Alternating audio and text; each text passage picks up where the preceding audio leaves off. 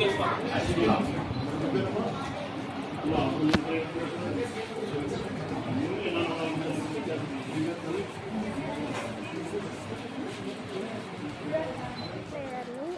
ఇంకా గర్ల్స్కి ఇంకా సపోర్టింగ్ లేదు, ఇంకా ప్రాక్టీస్ కూడా సరిగ్గా లేదు. ఏం కావాలి? ప్రాక్టీస్ టైం క్యాంప్స్ అరేంజ్ చేయమని చెప్పాను సార్. ఇక్కడ ఒకసారి ప్రాక్టీస్ టైం స్కూల్లోనా బయట? బయట మున్సిపల్ గ్రౌండ్. ఏం కావాలి? నెట్స్ సరిగ్గా లేవు, ఇంకా క్యాంప్స్ కూడా అరేంజ్ చేయాలి సార్. ఎలా చేయొచ్చు? మీ సజెషన్స్ ఏంటి? ఏం కావాలి వాళ్ళకి? టైం ఎక్కువ ఆడాలి అంటే టైం ఎక్కువ పడుతుంది సార్. అవును, కాదు ఇలాంటి అలాగే మన స్కూల్లో మనం తక్కువ టైం అలా ఎందుకు డిఫరెన్స్ ఎందుకు? గర్ల్స్ తక్కువ టైం ఎందుకు? ఎక్కువ మంది వస్తారు సార్, వాళ్ళకి షిఫ్ట్ సిస్టమ్స్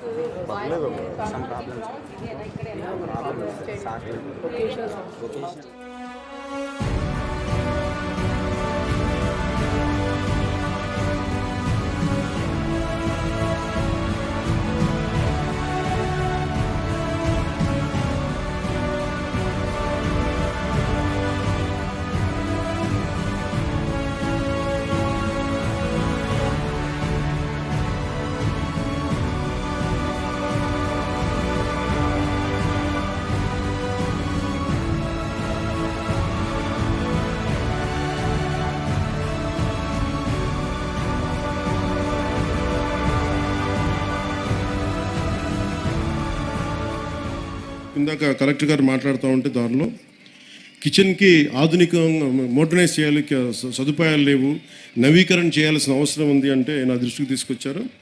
దానికి మన స్కూల్కి సంబంధించి, మన కడప మున్సిపల్ కార్పొరేషన్ స్కూల్కి సంబంధించి ఆ నిధుల్ని ఎంత ఖర్చు అయితే అంత నేను నా ట్రస్ట్ నుంచి మన స్కూల్కి, మన కడప మున్సిపల్ కార్పొరేషన్ ఈ కిచెన్ ఆధునీకరణకి నేను డబ్బులు అందజేస్తాను.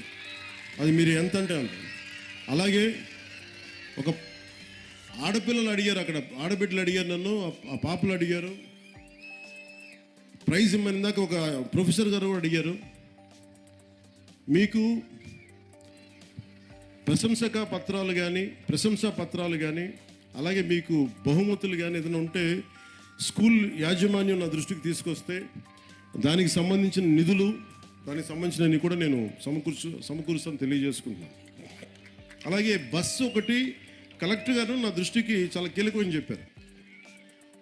గత ప్రభుత్వం చాలా స్కూల్స్ని విలీనం చేసేయటం వల్ల ఈ ఆడపిల్లలు స్కూల్స్కి వెళ్ళలేకపోతారు, దూరంగా ఉండే స్కూల్స్కి. అంటే దానికి ఒక అన్ని మండలాలకు కలిపి, కొన్ని గ్రామాలకు కలిపి ప్రత్యేకంగా ఒక వెహికల్ సదుపాయాలు ఏం చేయాలనేది నేను కలెక్టర్ గారికి వచ్చే మన కలెక్టర్ల సమావేశంలో మాట్లాడుతున్న దానికి కూడా ఒక పరిష్కారం వెతుకుతాం. అలాగే